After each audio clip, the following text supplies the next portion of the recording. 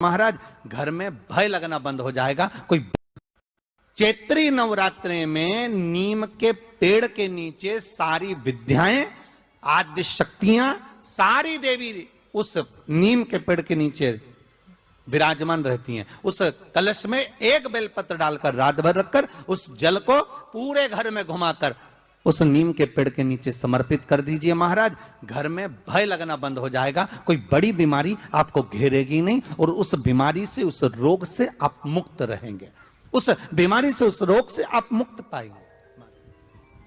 वो बीमारी आप जिनके घर में ज्यादा रोग हो, बीमारी हो, ज्यादा तकलीफें आ रही हो, कष्ट बढ़ रहा हो, बीमारियां बढ़ रही हो, या भय लग रहा हो, डर लग रहा हो, हृदय चित्त में कहीं ना कहीं आपको भय का भान हो रहा हो, तो एक लोटा पानी एक कलश में जल भर कर रख लीजिए और रात भर उसको रखे रहने दो। नवरात्रि चल रहा है, उस कलश को रात भर रखकर सुबह सुबह उस कलश में एक बेलपत्र डालकर उस जल को नीम के पेड़ के नीचे, जहां चैत्री नवरात्रि में नीम के पेड़ के नीचे सारी विद्याएं, आद्य शक्तियां, सारी देवी उस नीम के पेड़ के नीचे विराजमान रहती हैं। उस कलश में एक बेलपत्र डालकर रात भर रखकर उस जल को पूरे घर में घुमाकर उस नीम के पेड़ के नीचे समर्पित कर दीजिए। महाराज घर में भय लगना बंद हो जाएगा। कोई बड़ी बीमारी आपको घेरेगी नहीं और उस बीमारी से, उस रोग से आप मुक्त रहेंगे।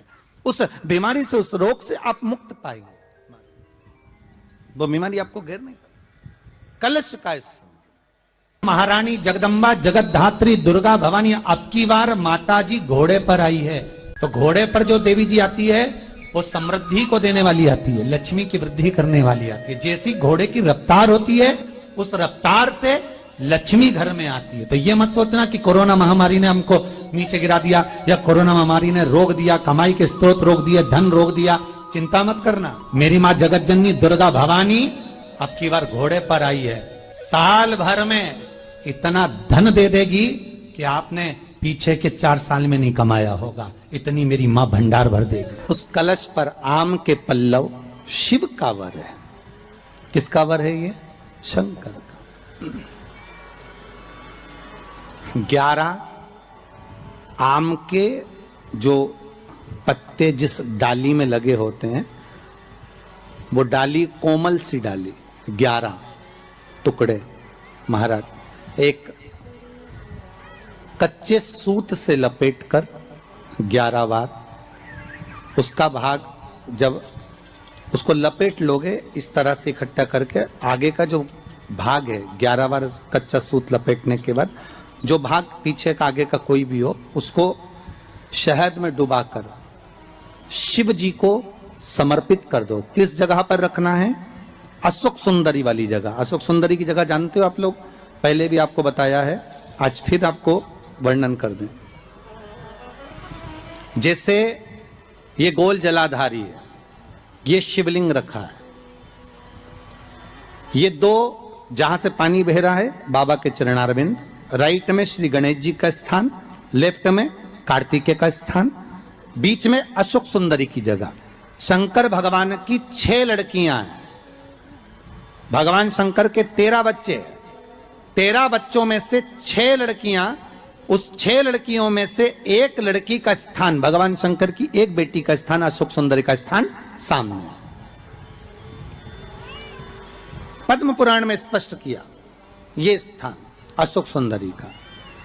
शंकर भगवान की जलाधारी में पार्वती जी का हस्तकमल, ऊपर से जो एक एक बूंद पानी गिरता है, ये शंकर भगवान की 5 लड़कियों का स्थान है। जया, विषहरा, शामरी बारी, दौतली और देव। शंकर भगवान की 5 लड़कियां भगवान शंकर के मस्तक पे जल की धार गिरा रही हैं। बीच में जो अशोक सुंदरी का स्थान है महाराज, उस जगह पर शहद का मुख, जो शहद आपने भिंगोया है, उस शहद का मुख शंकर जी की ओर कर कर इसी चैत्र के महीने में, इन्हीं नवरात्रि में शंकर भगवान के उस अशोक सुंदरी की जगह पर शहद का भाग शिव जी की ओर रख दें। महाराज अगर घर में संपदा की कमी हो या कोई पैसा खा गया हो, रुपया नहीं दे रहा हो, पैसा अटक गया हो, तो उस शहद को शिव जी की ओर मुख कर कर उस आम के पल्लव की जो डंडी है उसको 11 डंडी को वहां रख दीजिए और उससे अपनी कामना कर कर आ जाइए। हो सके उस शहद में से थोड़ा सा शहद किसी रुमाल पर किसी कपड़े में लगाकर उसको रख लीजिए। जिस व्यक्ति से पैसे लेना है, जिस व्यक्ति से पैसे मांग रहे हो, उससे एक बार जाकर मिल लीजिए, एक बार उसको खबर कर दीजिए। बाबा चाहेगा भोलेनाथ तो नवरात्रि में ही पैसा वापिस आ जाएगा, अगर शिव कृपा कर दे। ये बाबा की करुणा। आम का पल्लव कोई साधारण नहीं जिसको कलश के ऊपर रखा जाता है, शिव की कृपा। जिस आम के पेड़ पर स्वयं कामदेव चढ़कर भगवान शंकर के तीसरे नेत्र द्वारा जलकर भस्म हो जाते हैं, वो आम का पेड़ साधारण नहीं हो सकता, सहज नहीं है। और वैसे भी शिव शिव है महाराज। सबसे पहली नवरात्रि का व्रत किसने किया था? उत्तर दीजिए।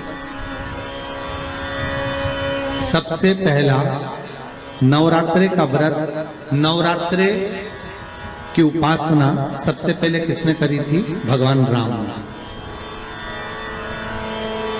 अश्विन के नवरात्रि में भगवान राम ने 9 दिन तक कलश की स्थापना कर लंकाधिपति रावण को मारने के लिए मां जगत जननी की आराधना करी। भगवान राम ने मां जगत जननी की आराधना, मां जगदम्बा की आराधना।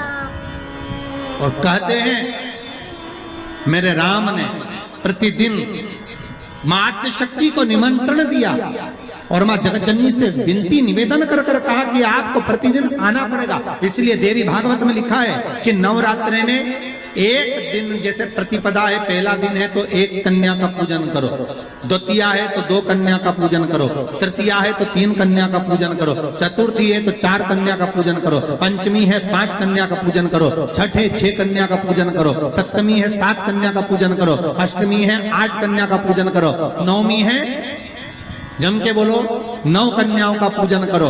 और अगर इस तरह से आप पूजन नहीं कर सकते नवरात्रि में, तो 9 कन्याओं का पूजन एक साथ या तो अष्टमी के दिन या नवमी के दिन कर दो, या मध्य में, बीच में भी आप कर सकते हो एक साथ। पर अगर आपकी कोई कामना है, आपकी कोई इच्छा है, मालूम पड़े, जैसे कई लोग कहते हैं कि हमारी इच्छा है, हमारी वो मकान नहीं बिक रहा, या हमारी वो जमीन नहीं खरीदी जा रही, या हमारी कोई कंपनी नहीं डल रही, या हमारे काम में ये अड़चन आ रही है, तो नवरात्रि में, 4 नवरात्रि में से किसी भी नवरात्रि में आप नियम बना लो कि एक कलश की स्थापना कर कर एक दिन में एक कन्या का पूजन कर कर उसको भोजन कराना, लाल वस्त्र देना, लाल चुनरी देना, दूसरे दिन में 2 कन्याओं का पूजन कर कर लाल वस्त्र ओढ़ाना, लाल चुनरी देना, तीसरे दिन में 3, चौथे दिन में 4, 5वें दिन में 5, ऐसे 7-9 दिन तक एक एक कन्याओं के क्रम को बढ़ाते बढ़ाते बढ़ाते बढ़ाते आप उस पूजन का विधान प्रबल कर सकते।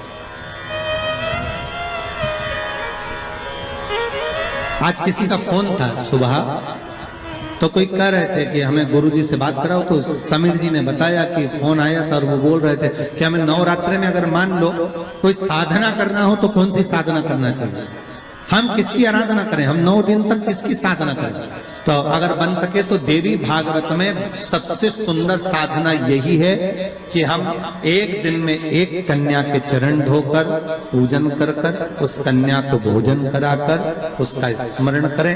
हाँ, ये जरूर है, तब आप किसी कन्या को एक दिन में 1, 2 दिन में 2, 3 दिन में 3, 4 दिन में 4, 5 दिन में 5, ऐसे नवरात्रि 4 बार जो नवरात्रि आती, किसी भी नवरात्रि में आप स्मरण कर, उसका फल मिलेगा।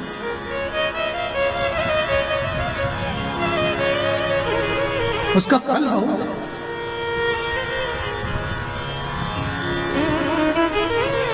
जैसे बेलपत्री का किया गया दान छिन्न नहीं माना गया। किस चीज का दान? जम के बोलिए जरा। बेलपत्री। बेलपत्री का किया गया दान छिन्न दान नहीं है, समाप्ति नहीं होती। बेलपत्री अगर आपने कोई आपसे कहा जी जी तुम्हारे यहाँ बेलपत्री लगी है, जरा 8-10 दे दोगी क्या? बिल्कुल। और उससे कहो बेलपत्र तू मत तोड़, हम तोड़ कर देते, और अपने हाथ से बेलपत्र निकाल कर उसको दो दान। ये छिन्न दान नहीं है, ये समाप्त नहीं होता। ये बेलपत्र का दान अविरल दान बढ़ता है। शिवाय नमस्तुभ्यम। आप भी अष्टमी नवमी का उपाय करिए। श्री शिवाय नमस्तुभ्यम। चैनल अच्छा लगे तो लाइक करें, शेयर करें, सब्सक्राइब करें।